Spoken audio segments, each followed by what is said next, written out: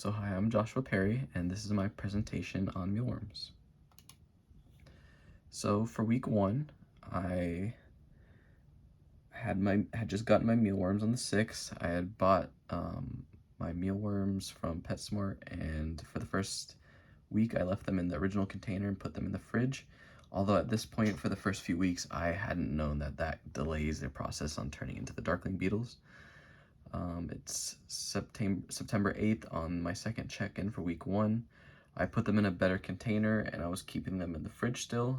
They would move slow and squirm if I picked them up with the forceps or the little tweezers that we were given.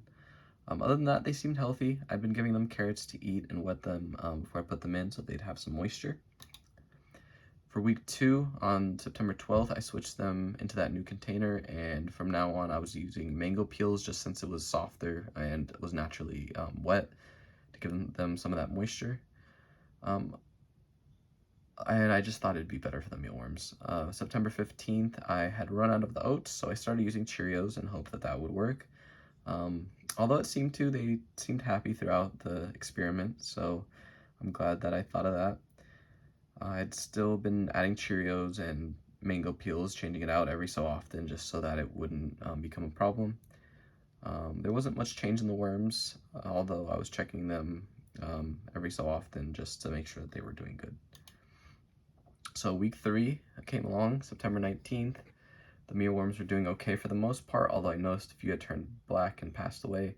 I took those out and put them in the trash just so that they wouldn't become a problem for the other mealworms. Other than that, I would just add more mangoes and change out the Cheerios and put them back. September 22nd, I changed out the Cheerios again, added more food, and I did my first experiment testing to see what food options they preferred. Otherwise, I did find another dead mealworm, but they were mostly doing okay. Week 4, October 3rd, surviving mealworms are going strong, still eating their mango, making sure to change out the Cheerios before any disasters can occur. I'm not sure if I was just eager, hoping that they were growing, but they did seem a little bigger, maybe a little darker. October 6th, the second check-in for that week, it's the same as always, pretty much. Changed out the Cheerios in the food, not much was really noticed, other than on that day's check-in. There was more on the surface than there normally was, because they seemed to like to hide under the Cheerios most of the time. So week 5, I did put in a piece of potato as well that time just to try it out and see how they liked it. September 26th, I kept the mealworms in the fridge still. Or not in the fridge, I moved them to the garage, and they, because I realized that keeping them in the fridge was causing them to take longer to turn into beetles, so I moved them out of there, got them into a warmer environment. I was hoping that they would still form into the beetles by week 8. September 29th, I realized that taking the mealworms out of the fridge meant that I needed to change out the Cheerios more often. My mistake was leaving them in there a bit longer than I should have, and I noticed a little bit of mold on some, so I changed those out, and I was just hoping that wouldn't cause more to die.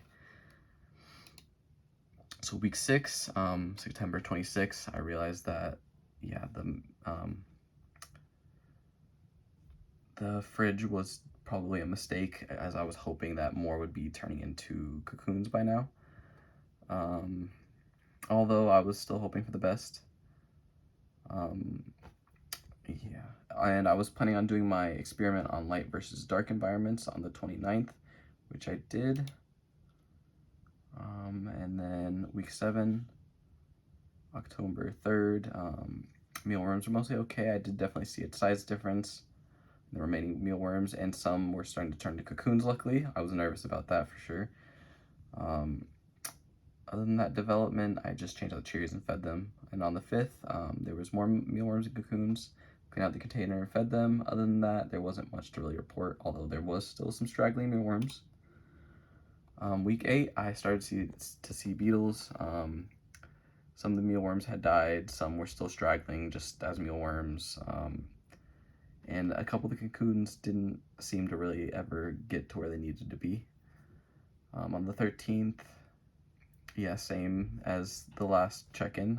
There's still some stragglers, some that didn't make it, but I was glad to see that I got to witness the whole life cycle. And onto my experiments. So these are the pictures for experiment 1.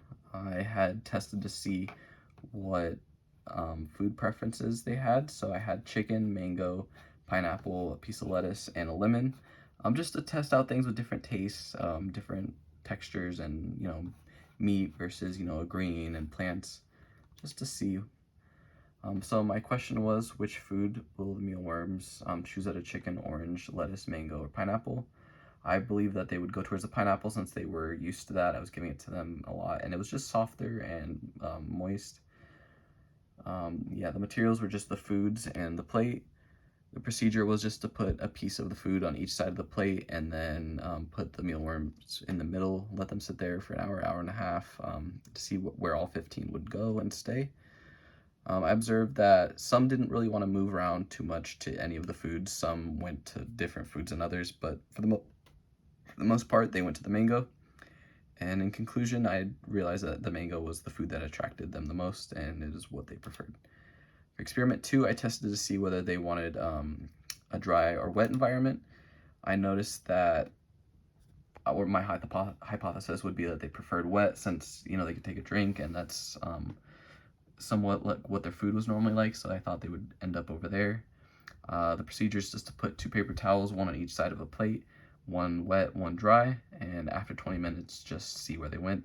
I observed that most of them went to the wet paper towel, and I believe my hypothesis was correct. They preferred the wet environment. So for my last one, I tried to figure out whether they liked a dark environment or a bright environment. So yeah, these are some of the pictures that I had from when I tried it out.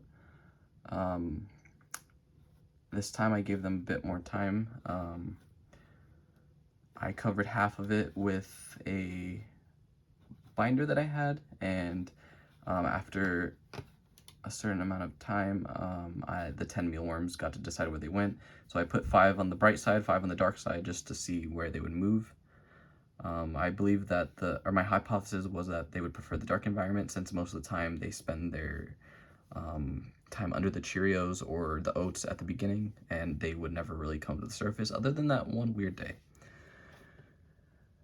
So I observed that most of them did stay in the dark, other than one of them that left into the light.